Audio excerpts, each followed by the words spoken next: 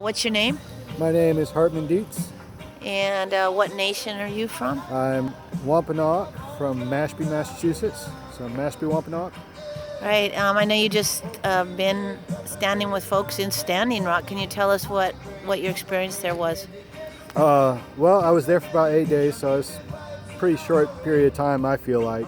The first few days arriving in camp, it just took a little bit to get settled in, but after I got settled in, we went on 3 different actions to shut down work on the pipeline. The camp went on 3 different actions in the time I was there. I joined the first 2, and we had successful shutdowns.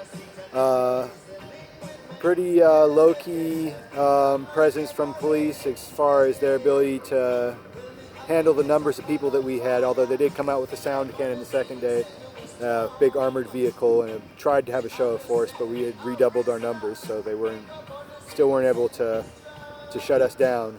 The third day, I did not go on that shutdown. There was a lot of people that came back with reports of a woman who had been thrown down on the ground, an elder woman, which caused a big stir up, and people got pepper sprayed from a biplane or some kind of chemical weapon attack on the people. Wow. It's not crop dusting season, so there's no reason for an airplane like that to be in the air. Right. It was a private plane, and it hit the crowd with chemicals.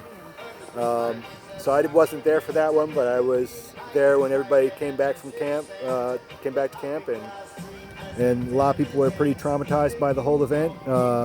So yeah, it definitely was. It was something you could feel throughout. Right.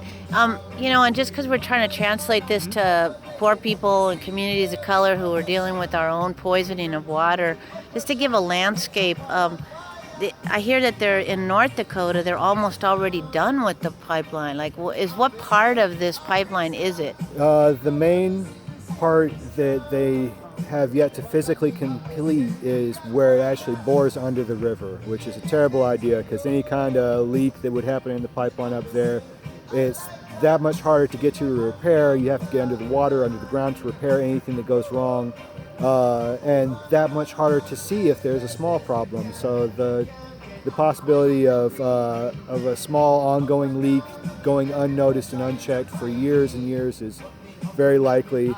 And if something catastrophic were to happen, there's no way that it can be immediately addressed. The water that flows through Missouri from there goes down to Mississippi and St. Louis, and from there all the way down to New Orleans. So it's the water for, I think, as many as 12 million Americans that turn on the tap and draw from the water, either Mississippi, the Missouri, or the Oglala Aquifer.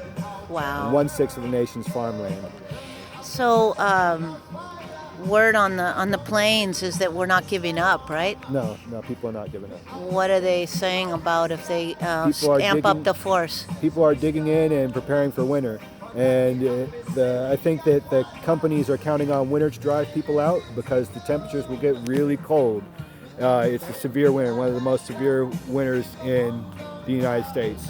And people are buckling down, ready to prepare for winter. And that says as much as anything. If people are willing to bear a winter of negative 50 degrees, I'm sure the idea of legal repression is just another drop in the bucket. Oh, thank you.